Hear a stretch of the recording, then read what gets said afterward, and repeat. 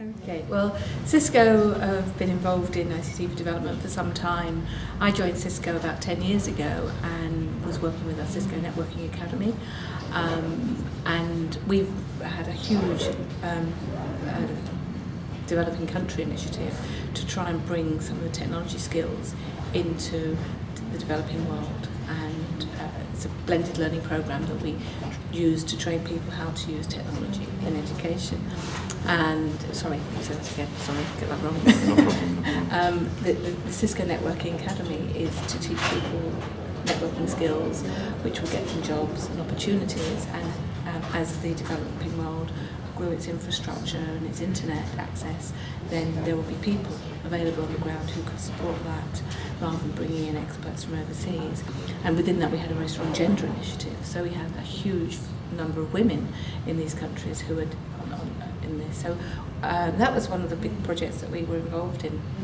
My personal involvement with Cisco actually started before that through secondment from my university, where I was a lecturer in technology and education, to the Department for International Development by Cisco to look at ways of improving the quality of teaching and teacher education in sub-Saharan Africa.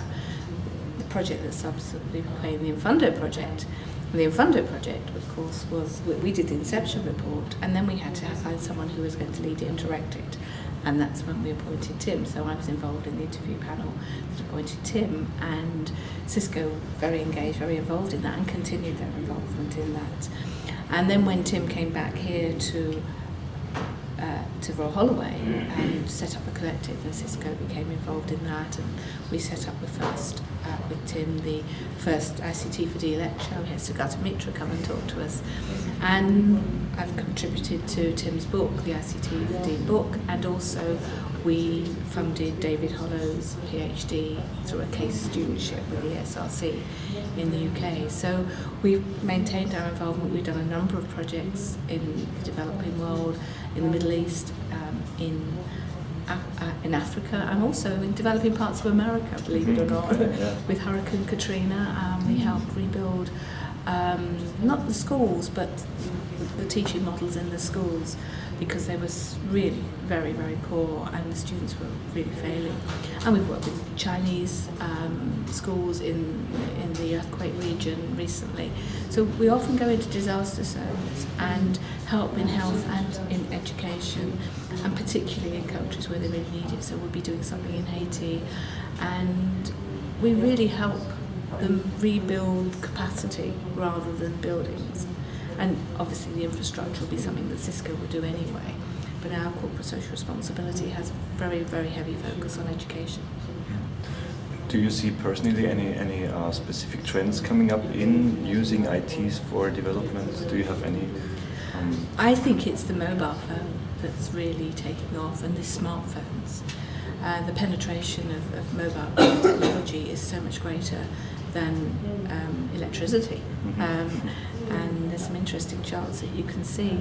So I think the fact that we now develop so many applications that are not just available on a PC or a laptop, that are available on mobile phones, smartphones, and the new iPads, and all these new sort of small tablet PCs that are coming along, I think we're going to see a huge development and a huge change in the way people can access their learning.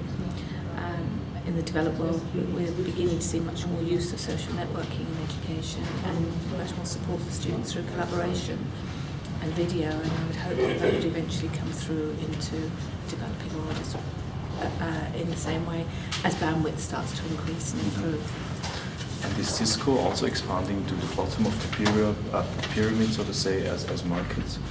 Not really. We work with a lot of people who do last mile, and we have done a lot of projects which involve getting free broadband to communities by aggregating services, and we work with a number of projects, not in the developing world so much, but in the developed world, but in deprived areas, disadvantaged areas. So we've done one in an area in the US, in Cleveland, in a city, very poor, very black area, and one in Victoria in Australia, very similar, very multi-ethnic groups, a lot of refugees, and giving them new life chances through giving them opportunity to access free broadband and learning services that go along with that. It's interesting because you always have in mind some southern countries when you talk about ICT for D, but actually it's different. It's the digital divide isn't just around developing countries, it's developed countries as well. And it's about helping those who are at least advantaged to improve their life chances. Yeah. More generally. Okay. Thank you very much. That was a nice sentence.